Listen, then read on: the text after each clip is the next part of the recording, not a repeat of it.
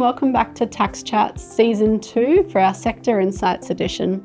Today I'm joined by Mary Lai, one of the partners in our China practice group. Not particularly a sector, but servicing the Chinese clients. So Mary, thank you so much for joining me today. Firstly, thank you very much, Danielle, for inviting me to join you on this tax chat. So my name's Mary Lai. I'm a corporate tax partner and I'm also the China practice group leader at RSM. A bit about our China practice group. We've been servicing Chinese clients for a long time, but it was only in 2017 that we formed a formal China practice group. We service many different types of Chinese clients. You've got listed entities offshore in Australia. It's been a big journey and we've been growing ever since. We do service clients across different sector groups. Like Danielle, you mentioned that we're not a sector group per se, but interestingly we have Chinese clients from across different sector groups.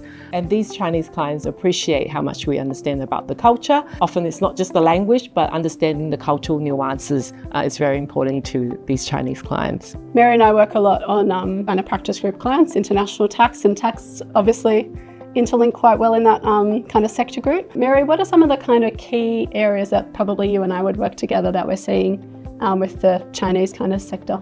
International tax obviously being a very hot topic, and that's obviously driven by a lot of ATO activities that we're seeing over the last few years. So any significant investment into Australia would attract a lot of attention. So you'll probably be very familiar that with any significant global entities, the reporting requirements, that's all very new for a lot of the Chinese clients. So when you attract ATO, get ATO's attention, they'll ask about all these financing, and that's when Danny comes into play. And then the ATO does have a lot of kind of high expectations around transparency, which a lot of other countries, including China, are not necessarily in the same market, I guess, yet. I think we're starting to see that trend a bit more in international tax, but Australia is definitely on the forefront of that. So I think that's a bit of an educational piece usually at the start, and getting people a bit more comfortable with that. Exactly. So initially when they set up in Australia, they don't necessarily see Australian being a big piece of the puzzle. So they use smaller firms to help with the setup,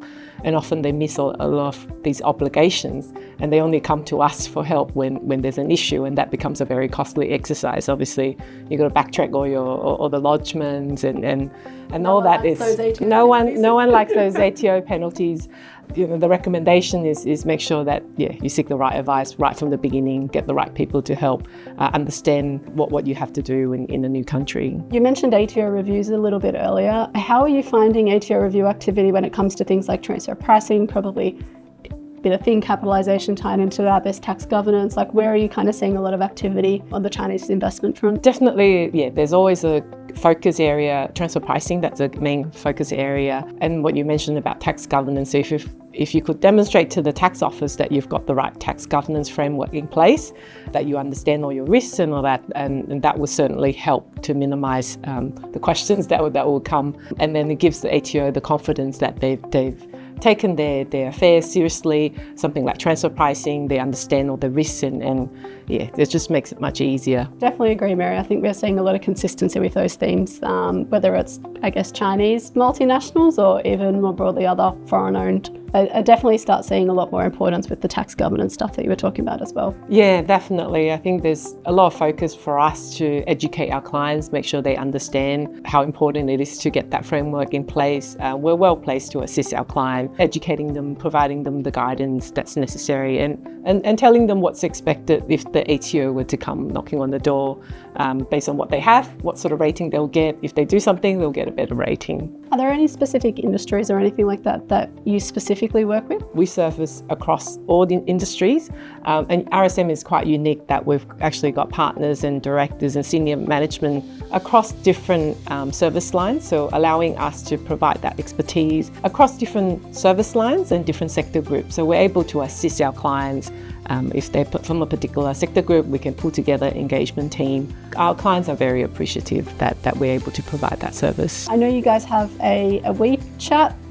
Yeah, absolutely. So I mentioned about educating our clients. It's important to put out those technical updates. What we do is we have an official WeChat account, so make sure you do follow us. where we regularly post technical updates in Chinese. We often review to see what are some of the relevant topics for our Chinese clients and make sure that they're aware of their regulatory updates. Well, thanks so much today, Mary, for joining us. It's been great talking tax. We obviously work together a lot in day-to-day life. We're both in the tax team, and international tax is a kind of hot topic for most people. So thanks so much for joining us today. Thank you, Danielle. 谢谢大家的聆听。如果有需要的话，尽管找我们，请关注我们 RSM 的公众号。